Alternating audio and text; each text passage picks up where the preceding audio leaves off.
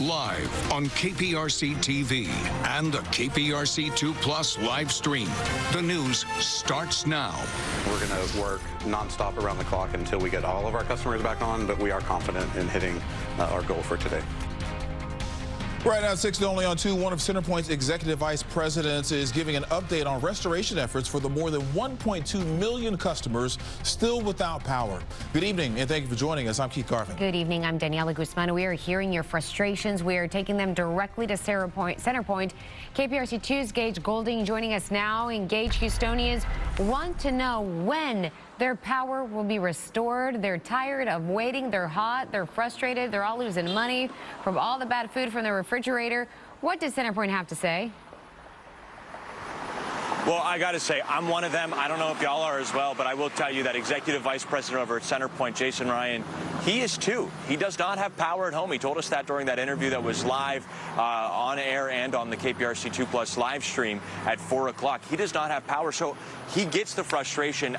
He says he's very thankful that everybody's patient, but I think that patience is running thin. I want to note that this is the largest activation that they've ever had. Jason Ryan telling me this is the most people, the most customers they've ever had out of power. Yes, the most. We're talking Harvey, we're talking Ike, the most they've ever had without power at any given time. This is why they had the largest response. 12,000 people, men and women, that are here working around the clock. Actually, they're working 16-hour shifts per person, per day, to get everybody back online. So there's a lot of work to be done, but they are confident they're going to meet that 1 million people restored or customers restored by the end of today. He says there's no doubt about it. They're going to get it as of 1 p.m. I think there were 914,000 is the last statistic that we got from them as of 1 p.m. this afternoon. But the biggest things that stood out during that interview was how big of a response this was and how much they were investing into it and how many people they were bringing out there, but also the outage tracker. We know that it went down during the derecho.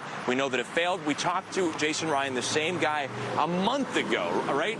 A month ago, June 7th, and then July 7th, you have Beryl that was hitting our area.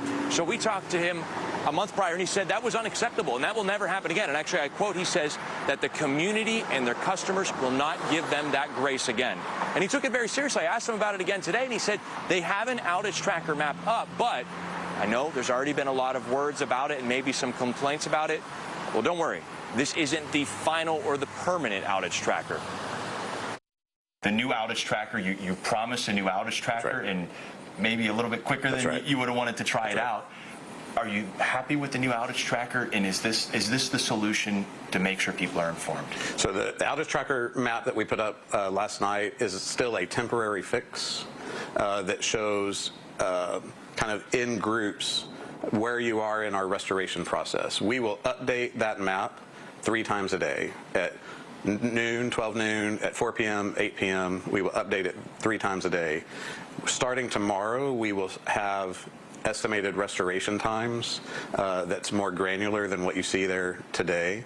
That is still a temporary fix. We are starting completely from scratch with a new outage map that we unfortunately were aiming for the end of this month in advance of the typical hurricane peak of hurricane season, right, August, September. But we are bringing a completely new outage tracker map that will be able to withstand the significant traffic that we saw during the derecho. It was that significant traffic on the map that brought that site down.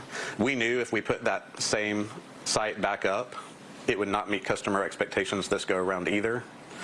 So that's why we came up with the outage map that we put out yesterday. We will continue to refine the information on that map and provide estimated restoration times starting tomorrow. That's the big takeaway. Starting tomorrow, those estimated restoration times. So there will be additions to that map. Once again, that is not the final map that will be out there. Another big takeaway, I just checked the numbers. More than 1 million people. It's actually 1,022,000 and some odd number people have been restored. So that was a lofty goal that they put up there, and he was confident they were going to achieve it. And as of right now, they are over that number. I'm reporting live in Spring. Gage Goulding, KPRC2 News. Gage, thank you. And